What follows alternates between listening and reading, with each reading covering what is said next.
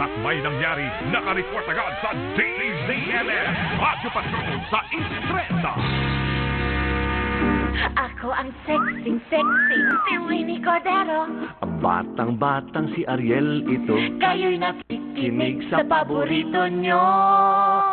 Todo-todo, walang preno. Ay! Ang oras! Alas 3:43. Pagka meron tayong panauhin bata. Sinuksaw siya. Parang inutusan lang bumili ng suka sa kanto. Asan na mami mo? Asan na mami mo? Pagdating masters na, may masters may masters degree na, nakakaloka. Let's welcome Miss Ethel Villafranca, Education and Administration Head, okay, ng Lopez Museum and Library. Good afternoon. Good afternoon. Good afternoon din. Ba't kailangan i-stress yung head? Ba't hindi ka makapaniwalang head si Ethel? Ang bata, parang fourth year college pa. Parang fourth year. Parang nag-OJT lang eh. Naligaw lang ako. Nandiyan ako sa kabila. Cutie pie. Okay, Ethel. Ethel, meron tayong parang symposium ito, workshop. Workshop, Zero Win Community tell us about Museum. Okay, yung Zero In kasi, una sa lahat, consortium siya ng 5 museum. Lopez Museum, Ayala Museum, Ateneo Art Gallery, Museo Pambata, at Bahay Chinoy. 12 taon na silang magkakasama. Yung unang 10 taon, ang ginagawa namin every year, nag-hold kami ng exhibition sa kanya-kanyang museum o kaya sa public places.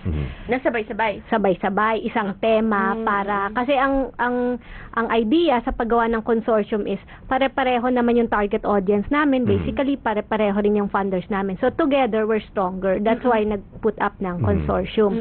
Pero for the last 2 years, hindi muna kami nag-e-exhibit. Bakit? This year, we felt na meron kasing pangangailangan para sa training sa mga kapwa naming nagtatrabaho sa mga museum. Kasi katulad ko, kinailangan ko pang mag-aral sa ibang bansa kasi limited ang training para sa museum workers dito sa Pilipinas. So, bilang mga matatagal na rin sa industriyang ito, nais naming magbahagi ng aming nalalaman.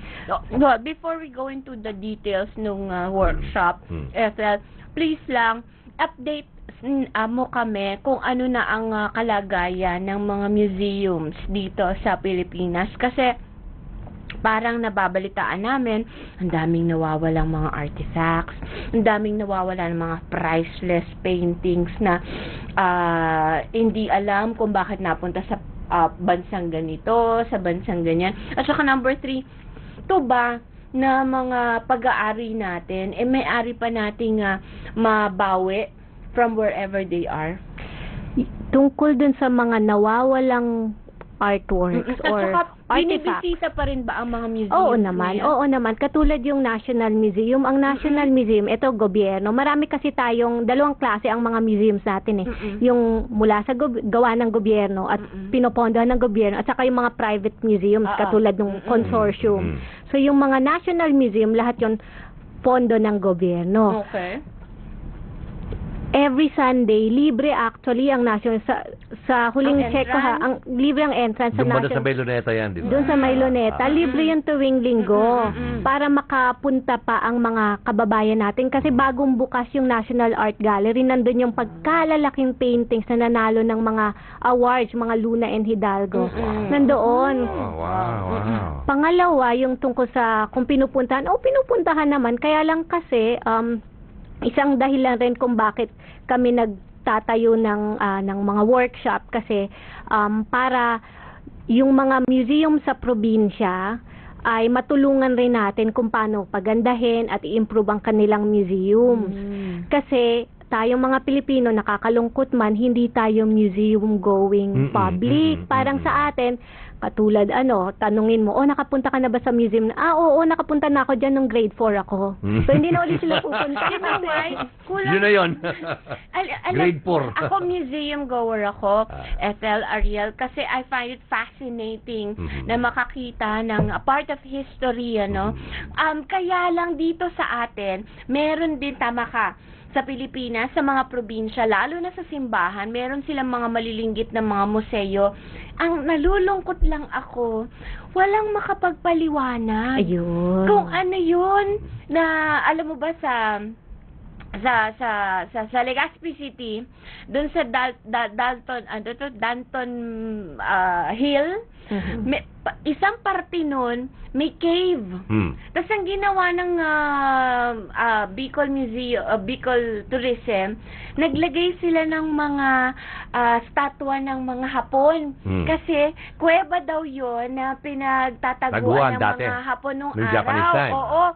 Na magugulat ka naman talaga pagpasok mong ganyan, Parang may hapon doon. Parang may multo, di ba? Kaya May lang, bubulagasa yun. walang pagpapaliwanag. Bahagi kasi ang pagpapaliwanag, bahagi yan sa education programs. Oo. Minsan sayang. kasi nakakalimutan natin yung mga nagtatayo ng museum, nakakalungkot. And ito, opinion ko to ha.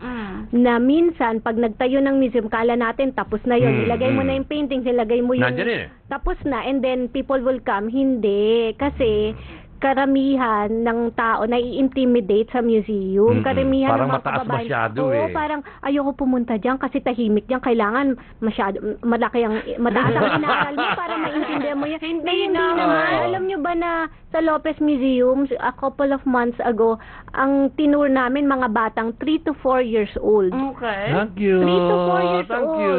Hindi mo kailangan maging college graduate Or maging art expert. Oo. para maintindihan at ma-appreciate ang sarili mong kultura. Kasi atin naman to kultura naman Actually, natin to educational trip yun eh. Yes. Sobra, lalo na sa mga nakamiss ng kanilang mga session sa history. Tama. Even in physics, even in the arts, sobrang marami kayong matututunan. Dito ba sa workshop ninyo, isasama nyo rin yung pagkamaalam? Para kasing tour guide yun eh, di ba? Curator, ibig sabihin. Yung curator, sila yung bumubuo ng exhibition. Sila yung nag-iisip ng tema, sila yung namimili ng mga kailangang ilagay na mga bagay. Hindi lang art objects, pati artifacts. O kaya kung science yung exhibit ninyo, ano ba yung mga makina na kailangan kong ilagay dyan. Kasama yun sa workshop na i-discuss namin. So, ang unang-una kasi yung ano ba yung konsepto ng museum. Ano yung gusto mong mangyari sa mga bisita mo pag pumunta sila sa museum. Kasi pag nag-isip ka ng museum, kailangan iisipin mo na yung outcome. So, yun. So, yung journey. Yes. So, Yun. iisipin mo, paano makakarating doon sa patutunguhan na yon yung bisita mo. So, kasama yun sa pag-iisip sa museum.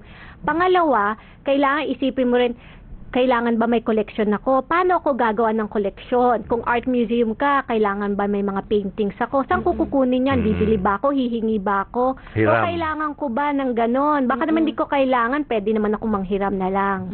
Pangatlo, okay, so may collection ka or wala kang collection, paano gagawa ng exhibition? At sino yung target audience mo? Ang exhibit kasi, pwede naman siyang, tulad yun, masaya pang bata, target nila, bata. Kami sa Lopez Museum, medyo adults ang target namin. Pero hindi ibig sabihin na para lang yun sa mga adults kasi dun pumapasok ang education program.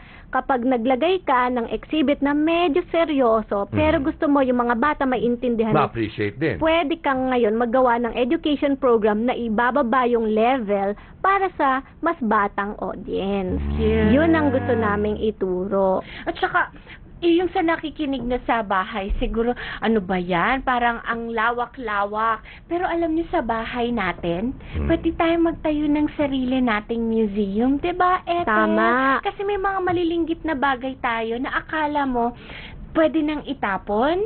Or probably, simple lang. Simpleng pictures. Ano yan? Items yan. Pang-archive yan eh, 'di ba? Yung first birthday ng anak mo, 50th wedding anniversary ng mga lola mo, 'di ba? Kasama yun sa topic namin sa collections man, pahapyaw lang kung paano alagaan ang collection sa mga museum. Kasi minsan nakakalungkot, 'di ba, pumunta ka sa museum sa ibang lugar, tapos makikita mo, kawawa naman yung mga nakadisplay display nila kasi nasisira na kasi yung araw, ang araw nakakasira, yung dahil nasa tropical country tayo, yung pag-fluctuate ng temperature at ng humidity nakakasira talaga. So paano natin aalagaan ang koleksyon? Kasama yun. Kailan ito, Ethel? Ito ay next week, September 17 to 19. 3 araw yung workshop, yung pang-apat na araw. At sino kasama dyan? Ang kasama namin ay mga speakers mula sa 5 museum na member. Ito ay ang Ateneo Art Gallery, Ayala Museum, Bahay Chinoy, at Museo Pambata. So, iba-ibang topic kami kung ano yung mas malakas na strength ng kada museum, dun kami magsasalita. Nice. So, talagang common goal, coming together for a common goal. Very good. Paano makakakuha ng ticket? Ito kasi nung medyo konti na lang natitira. In fact, sabi sa akin na 4 na lang daw ang natitira. Sige, mag-unahan kayo sa 4 na natitira. Na-overwhelm kami sa response actually. And hopefully, maybe in baka ma-extend, ma-repeat. Baka magkaroon ng repeat. Mag-repeat. Part 2. Pero kung interesado, maaring sumulat sa nawala ang email address. Sulat na lang sa lmmpasig@gmail.com. lmmpasig@gmail.com. ZeroWinMuseums@gmail.com. Yun, tama. ZeroWinMuseum@gmail.com. Maraming salamat, Maraming Thank you, salamat. Ethel. Thank you Miss so much. Ethel Villafranca. Magbabalik kami, ha? Don't go away.